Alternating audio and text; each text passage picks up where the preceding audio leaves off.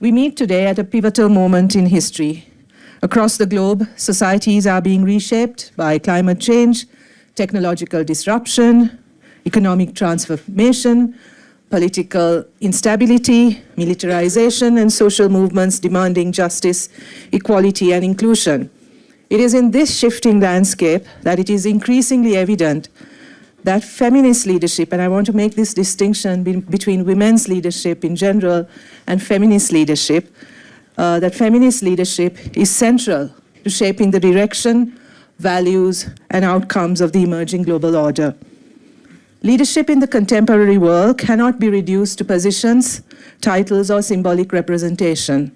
From a feminist perspective, leadership must be conceptualized beyond individual authority or hierarchical command, and instead understood as a relational, structural, and transformative process. It involves the capacity to critically engage with and disrupt entrenched norms, institutional arrangements, and asymmetrical power relations, while cultivating collective agency, accountability, and care.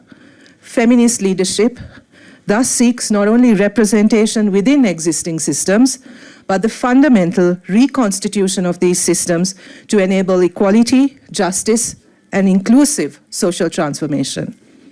Across the globe, women are increasingly asserting an agency in political, economic, and social spheres, yet their contributions remain systemically undervalued, and structural barriers rooted in patriarchal norms, socio-cultural expectations, and historical inequities continue to limit access to leadership. These changes are particularly acute for women situated in the intersection of multiple identities, including class, ethnicity, geography, education, disability, and other socially structured positions that shape differential access to power, resources, and opportunities. Understanding leadership through this lens is critical. The changing global order will only be inclusive and sustainable if women's perspectives and experiences are integrated at all levels.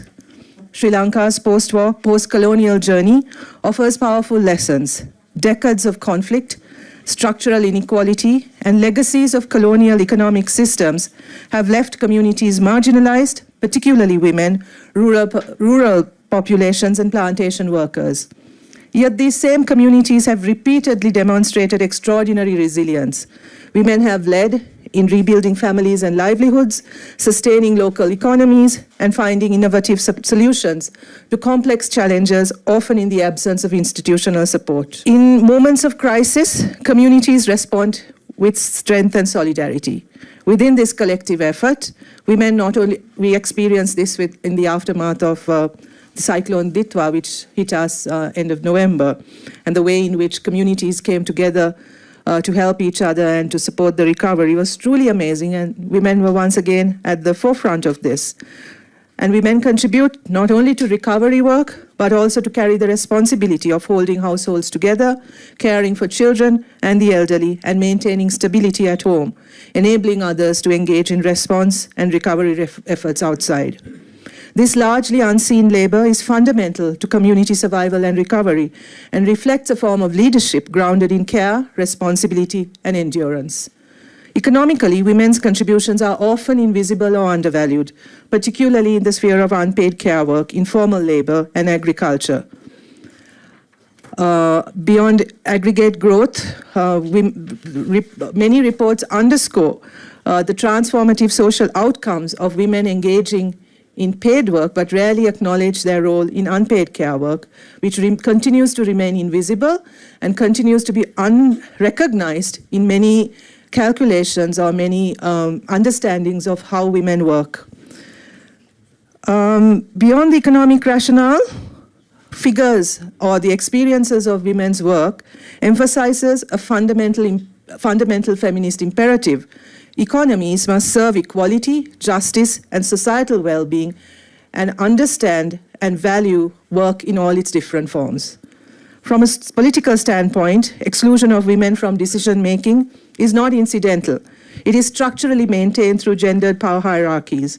Attacks on women in leadership, I think we all know what that feels like, particularly in politics, through harassment, character assassination, and systemic marginalization, often force capable women, including those aspiring to leadership, to withdraw or refrain from participation. Feminist political theory underscores that democracy and justice cannot be realized without addressing systemic inequalities in representation and voice. Kumari Jayawardena, a prominent Sri Lankan feminist scholar, observes, you can have a queen, you can have all sorts of situations where it looks like a woman is in charge or women are at the top, but that doesn't mean that patriarchy has gone or that women are not oppressed in terms of wage, employment, society, customs, superstitions. I'm going to end with a little personal reflection. Sri Lanka, as you know, produced the first female prime minister in the world as far back as in 1960. And since then, I'm the third female prime minister in Sri Lanka. We've had a female president who was elected twice. Yet, despite women being elected to those top positions, our parliament was never able to exceed over 5% of female representation, right? And both the first female prime minister and the first female president came from very powerful political families. It was in 2024, when my government was elected to power, that we managed to change this and double the number of women in parliament. So we went from 5% to a measly 10%, right? This is also far from enough, but it was a good start. And of the 22 women in parliament currently, including myself, all of us representing my party come from non-political families. We are not there because of our husbands, brothers, or fathers. Many of us are newbies to politics. We've entered parliament or entered into electoral politics for the first time. So it's marked a real change, I think. But with that change, there is also disruption and an anxiety at all levels about how to handle these unusual women in these positions of authority and in such public sort of view and subject to so much public exposure. But I think this is how change happens, and we are hopeful. And in this uncertain world, we were just talking before this, that for us in our part of the world, uncertainty and instability is not new. We've known how to deal with it. We've always had to strive to maintain our sovereignty against all odds, to maintain economic and political sovereignty that's challenged from all sides. So this is not new to us, this current situation, the current kind of global uncertainty that we are all experiencing. But one thing we know, we can get through this, and we can get through this, and I offer to you Sri Lanka as a story of hope and optimism in this very, very turbulent world today. Thank you so much. I'm really grateful for this opportunity.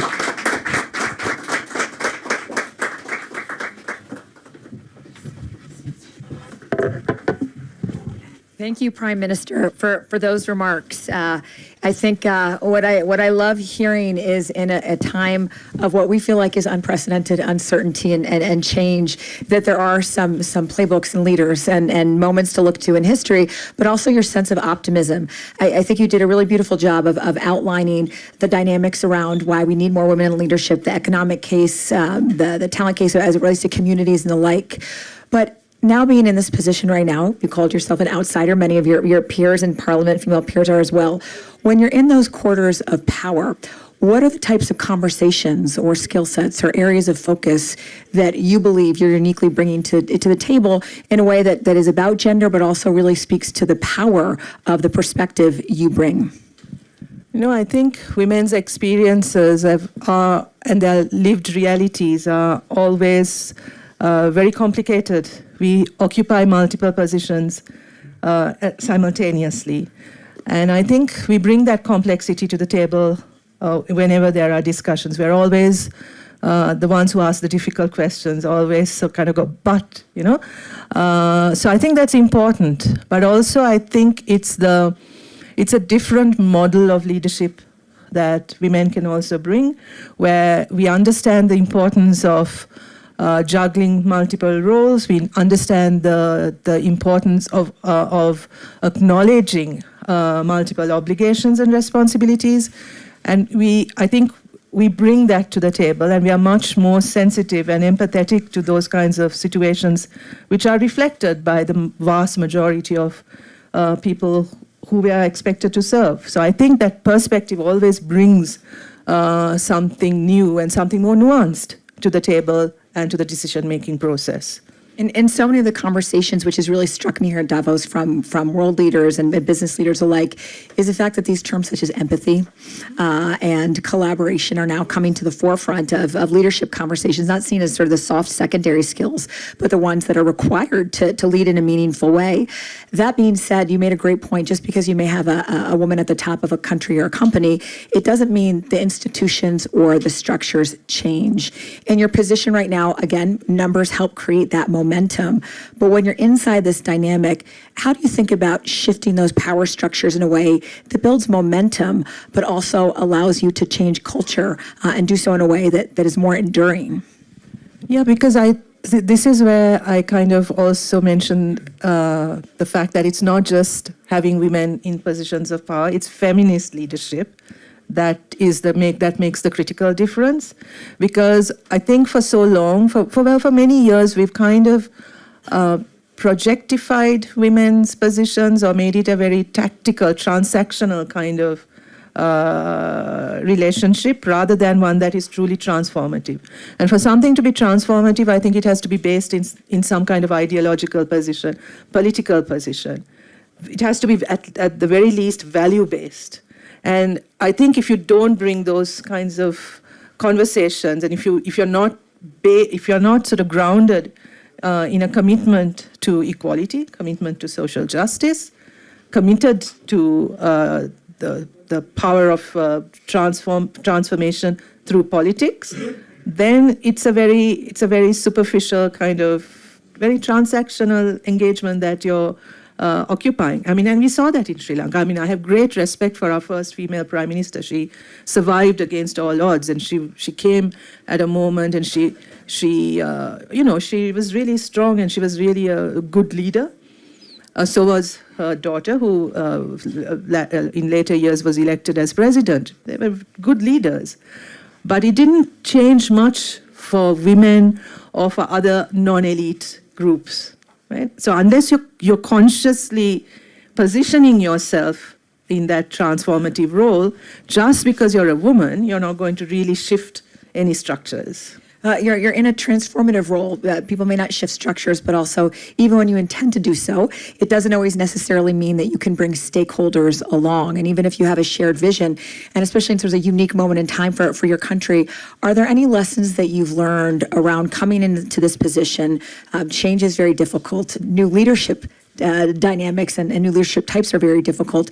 Is there one or two lessons you've learned on bringing other stakeholders along or bringing consensus from those who may have seen that sort of your being in power is somehow either taking away or antithetical to what they see as important? Yes, I think two things. One is that the reason why I am in this position today, and also why my peers are in parliament today, is that we consciously really mobilized at the grassroots level. You know, I think there's this tendency to ignore grassroots work now, the importance of really building alliances and bringing people along with you, bringing your constituents along with you on this path and on this journey. And I think we really put in a lot of effort into that, and that's one of the reasons why we are where we are and why we can also raise a voice and be heard and be acknowledged and be supported. But at the other time, I think your question is specifically about how you speak to those who disagree with you and how you deal with your opponents or people who may, or even within our own party, who don't necessarily always understand what feminist leadership is about. But I think that their patience is important, incremental steps are important, listening to each other, and I think acknowledging that these kinds of fundamental social transformations take time and a lot of work. And you can't sort of bulldoze your way through. You have to take people along with you, and that these changes are not one sector or the other. It's not just cultural, it's not just economic, it's not just political. It's all of these. Right? And that takes time. So you really need to be able to put in that work and understand that you may be only playing one part of that role, and you have to make sure that there are others to take over and carry on, because this is a journey. It's a journey. I think patience is so important when you think about these things. I know we are wrapping up. As we wrap up, one very quick question. You talked about influence today being very different things. You don't have to be head of state. You can activate at the grassroots level. When you think about the term power and what it means to you today, how would you define power in a role such as yours? Gosh. I think it's not about authority. It's not about wielding power. It's about being able to shift things, being able to be able to have a voice, to be heard, and to be able to, in a way, take people along with you. Right? It gives you a platform. I think I'm not sure whether I would describe this position as being one of power, but one of influence, and one that gives you a platform to be heard, to encourage others to come along with you, and to be really able to shift things along in your daily kind of, the daily intricacies or the daily quotidian work that you do engage in.